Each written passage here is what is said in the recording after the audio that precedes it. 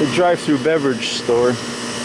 They just moved into this building here, and it's a heat craft condensing unit. It's a nice, real nice condensing unit. But there's a couple things that the guy that installed it did that I don't particularly like. One is he put the condenser facing the sun. The sun's right there. And the other thing he did was these units have to be serviced from over here, and I sure can't fit back there. Can't even get my head back there to see the sight glass. So I just talked to him, and we're talking about rotating the unit, and he said to do it, you know, so probably in the fall.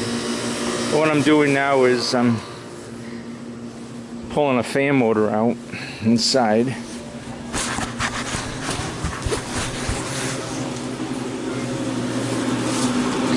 He could see his breath in here. He was complaining about that, and what that means is that the TD on the evaporators were too low. They were below 10. So what I did was I just increased the TD up to, I've got almost 14 on this now, which is good. 15 is a nice dry cooler, and this is cardboard, and you want beer coolers to be dry, so you want your TD to be around 15. If this was a meat cooler, you want your TD to be around 10. It was around 10, so these are used coils that somebody installed.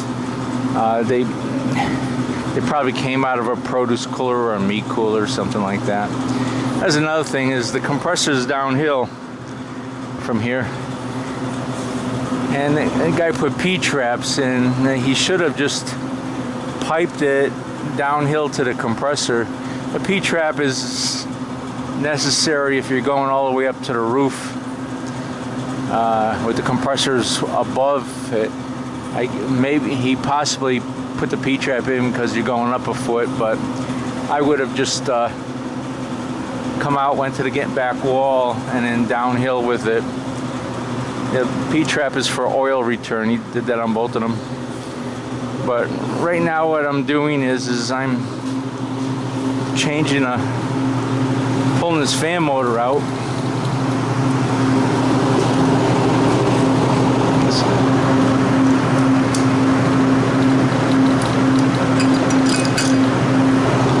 The blade was on it, and the blade turns this way, which is from the lead end of the motor. It's counterclockwise. This is clockwise from the shaft end. But we want to, this blade, you want to catch, see the cup in it? You want to catch the air and throw it out into the box. So what I've got to do is turn that switch off over there, and then it gets started. I just have to take these screws out, take this motor out, and take these wires off. It's kind of nice. They look like just slide on clips here, which should make life a little bit easy for me. No splicing. Well, yeah, that motor's bound up. Yeah, it's really bound up tight.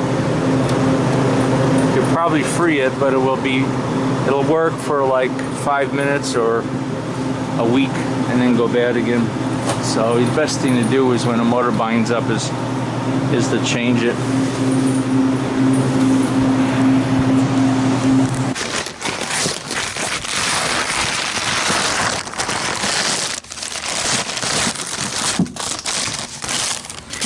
Okay, I got the new fan motor. Alright, cost a couple dollars, but I just want to show this. I picked up a new pair of pliers, new Klein pliers, really nice. They got the cutters on them. And these are my favorite Vaco screwdrivers. This has a nice sharp tip. I don't know if anybody uses screwdrivers know how nice a sharp tip is on them. But look at this. The Klein all-purpose pliers it was $42 for that pliers, And the screwdriver, I really like these because they're yellow. And that was only $8.58. That was reasonable. But it cost me $50. $50.85 for these two tools. That's kind of shocking, you know. But yeah, these are heavy. I'll have them for a while. If I don't, I lost my other pair. I just bought them not too long ago too, and they're up on a roof someplace. But I like these yellow plastic Vacos because they're happy. They're not black and depressing. They're happy screwdrivers. Okay, let's go put this motor, and this motor has a capacitor on it. The motor I took out, it was 2 amps. But with this capacitor, the full load amps is 0.6 or 0.8. So they, as an attempt to lower the electrical consumption, they put those little capacitors. It's a 2 microfarad capacitor. Oh, this is a 5 microfarad. Wow. I'm impressed. But they dropped the amperage down to a quarter of what it was, which wasn't much to start with, you know, but they, it's something new, I guess, is, okay. Okay, I've got to change the motor here. So the first thing I have to do is turn the power off, and the system's on a pump down, which is a good setup. The switch kills all the fans and the solenoid coil, so the compressor, if it's running, it will just keep running until it pumps all the refrigerant down into the receiver tank. Pressure control will shut the system off. But right now I've got to change this. New LED lights are awful bright. Okay, I think I can put you guys up here on top of the Bud Light. That should be good.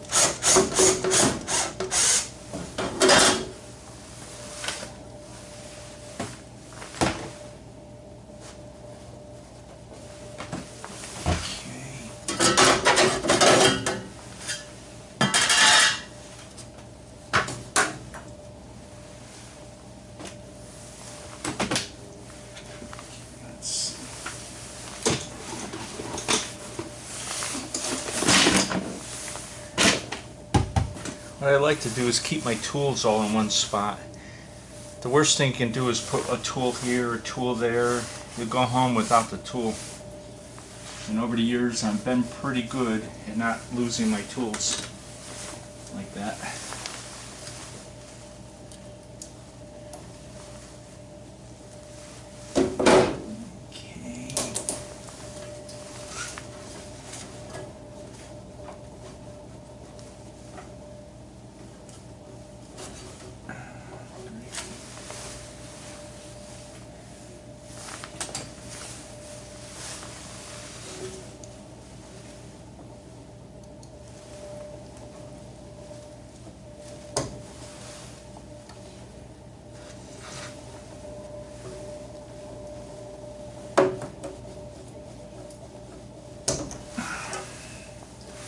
These are they have a little male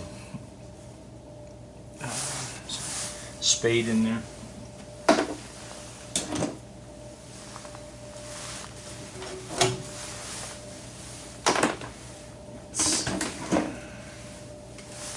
This motor has a capacitor on it, which I don't have problems with. This motor's a little bit longer than the other one.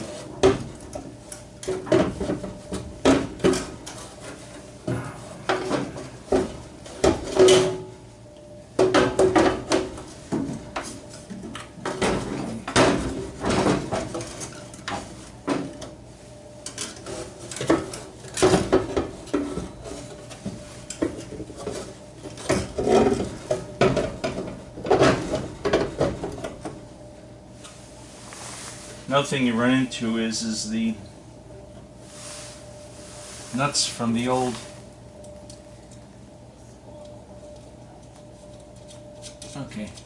sometimes the nuts from the old fan motor won't fit the new ones, so you have to pick up an assortment tack, and I have about 10 of these in my truck someplace, but luckily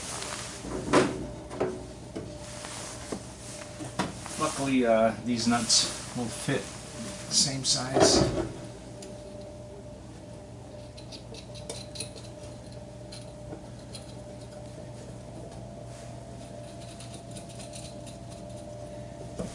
Pretty much made all these bolts common, standardized the distances on most of them. In the old days, I would always have to drill the brackets out because nothing was exactly right. I have to widen holes. You'd have to adapt everything. Now there's it's pretty uniform now.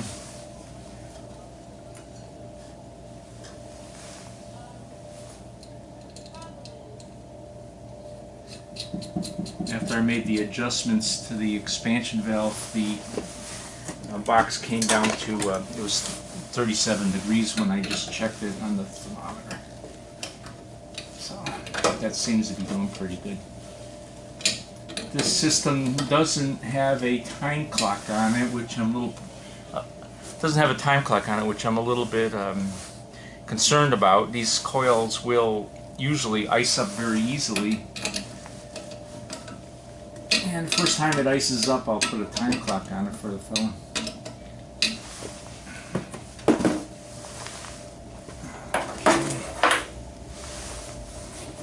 This has a nice plug on it, but this setup doesn't need a plug, so I have to strip these.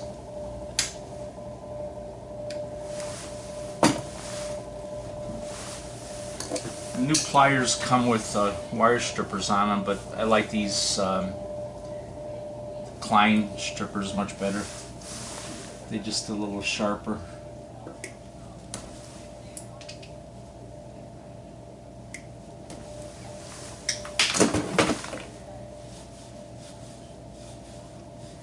I found by twisting the strands, it helps hold them in place.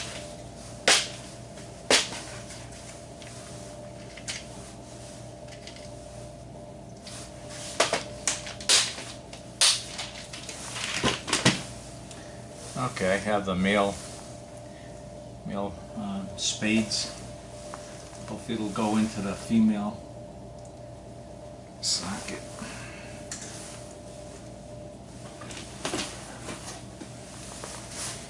I like these crimp-on tools. It has a nice big tooth on it, and it's got a long leverage on it. It does puts a nice tooth mark right in the middle of it, and it holds good.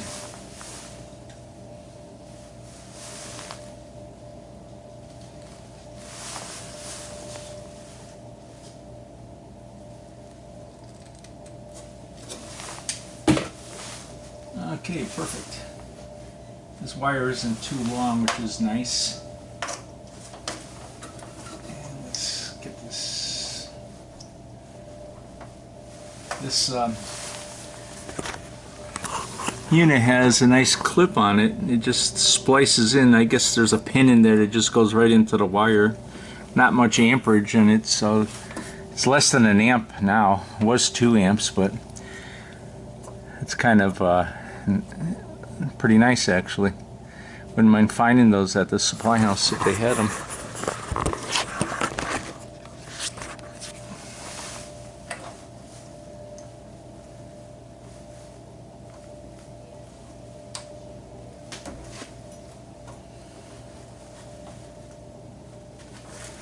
Okay.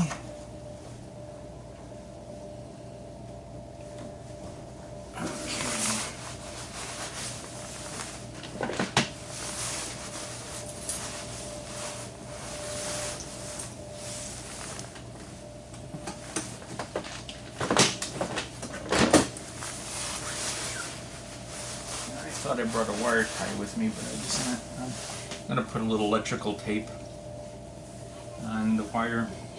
This wire sticks out and sometimes it'll migrate over and start hitting, the fan will start hitting it, and I don't want the customer calling me up tomorrow saying it's making a loud racket.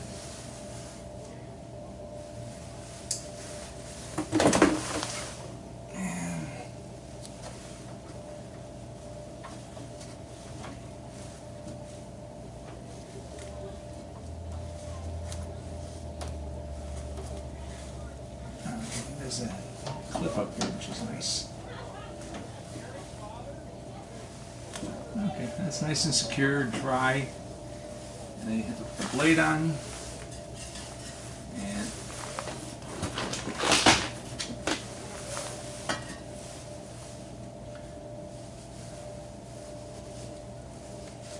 And the guy at Display House said that it was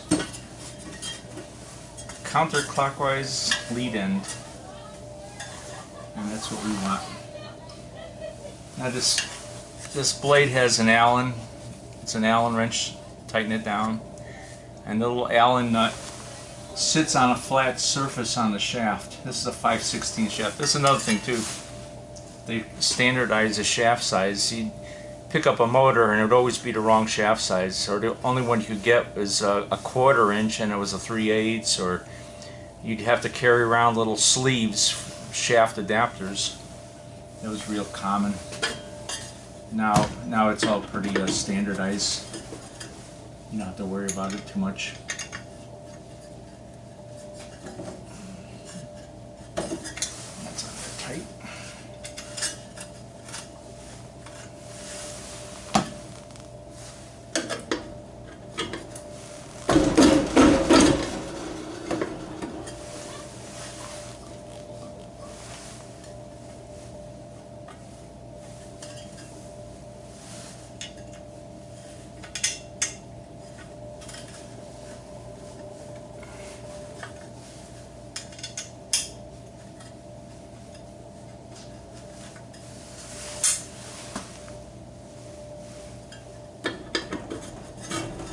There we go.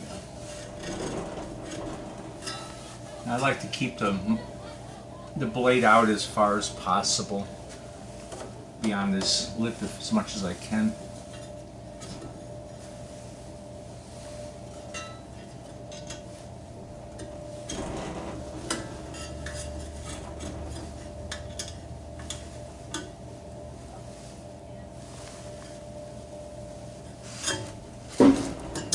Okay.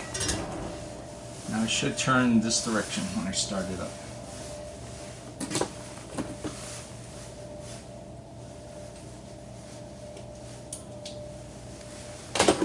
Since the control is all the way over there, what I'm going to do is turn it on and off and then run over here and look at it. But it should turn this way.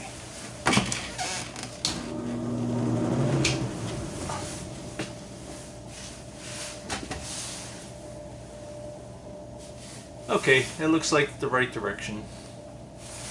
Let's turn it this way. So this way it cups the air. The blade has a cup to it. If it had to cup the opposite direction, it would be wrong because it would bat the air. It scoops the air and pushes it out this way. It scoops the air and throws it out this way. That's important. I've gone on calls where, you know, I found somebody had installed a fan backwards, the fan blade backwards, or they got a motor and got the wrong direction and put it on, and it needs to move air over the evaporator coil, and if you don't move the air, then the system, it ices up, it doesn't work right.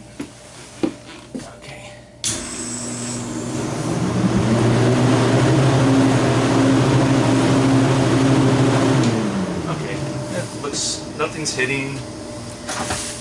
You want to make sure that the blade isn't hitting metal somewhere. And with it off, I'm going to put the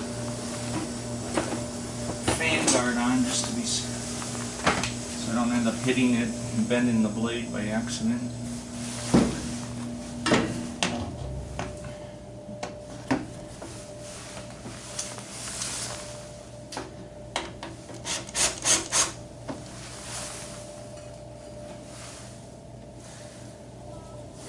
This Bosch driver is a really good tool. I can drill with it. I literally use it a lot. I really like it. It's pretty strong. They make a hammer, a small hammer like this. It's 12 volts. It's compact enough to carry in my tool pouch. It's a little, it adds a little weight to my tool pouch, but I use it so much it's worth it. And that's it. Little magnetic dish. I usually leave these, put all the screws in it, leave them right inside there overnight.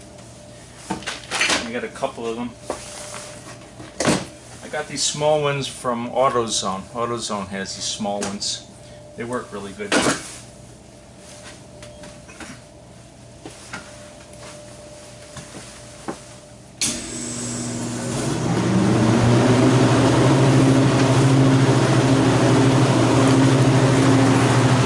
Just like brand new. Now I'll get a better temperature difference. I had a lower temperature difference on this one.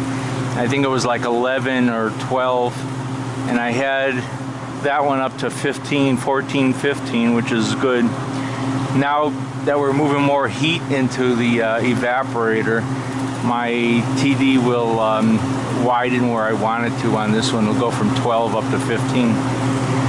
And we got to pick up our garbage. That's important.